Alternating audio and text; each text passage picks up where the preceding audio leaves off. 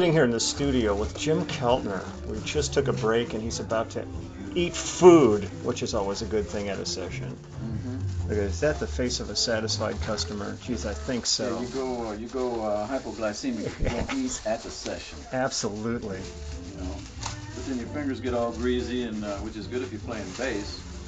Not so good if you're trying to hold the drumsticks. So any thoughts on Jeffrey? Jeffrey, I have many thoughts on Jeffrey. It's just not, my food didn't come apparently. Anyway, Jeffrey Porcaro to me was always just the most incredibly dynamic person that I had met at that time. I mean, I met him when he was like 16, Yeah.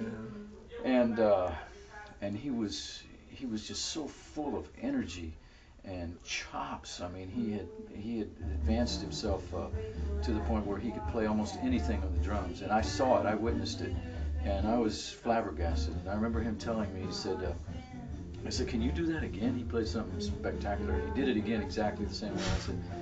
I said, "Man, where did you learn to do that?" He said, "Well, my dad's a teacher, and he let me start playing as a kid. And I used to play when my legs would barely reach the pedal." And so I said, "So you've been doing this a long time?" And he said, "Yeah, but you know, the thing is that my dad and all of the older guys, the studio guys, are telling me that I should slow down and play simpler and all that." And I said, "Man, please tell them I won't repeat what I can't do that on the thing here for the fans." But I told him, "Listen, you're only 16 one time in your life, so go for it. Play as fast and as furious and as technical and crazy as you want to, because later on you'll figure that out, how not to do that." And I think he really appreciated that, and we became really great friends from that point on. The next time I paid attention was very short time later, like a couple years later or something, and it was Silk Degrees, and that was some of the most mature, incredible groove drumming that I've ever heard in my life, you know, and still today holds up today. And so Jeff was off from there. He was off and running from that point on. And I mean, I could tell you all kinds of stuff about Jeff Porcaro as far as musicality goes, but I don't really have to. You know, all you have to do is just listen to the body of work that young man did with Toto and everybody, all the artists he worked with. But most of all, Jeffrey was an unusual person, man. He was the most amazing dude, you know, not just drummer. He did things that nobody did. Like, if he showed up at a session and he didn't feel right about the song, like he wasn't cutting it, which was very rare, but if he felt like he wasn't doing it, he would tell the producer, "I'm going to call somebody," and he would call one of his friends and tell them, "Hey, come on down here if you get a chance. You know, just come on down and I want you to play on this track that I'm not making." I did a session with him, and he did the same thing, and he called you. I remember you came down and played, and he just hung. He used to do that, and I, you know, and there's nobody in the world that does that. Yeah.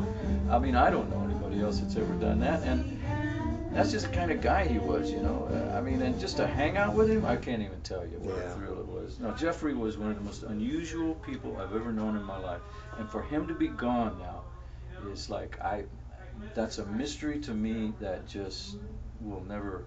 I'll only find that out in the end. Yeah, I feel the same way. You know, absolutely. And I know you do. I mean, all the bass players and guitar players, all the other musicians that ever worked with Jeffrey in the studio or live or wherever, played with him, period, all feel that loss. There's no replacing him.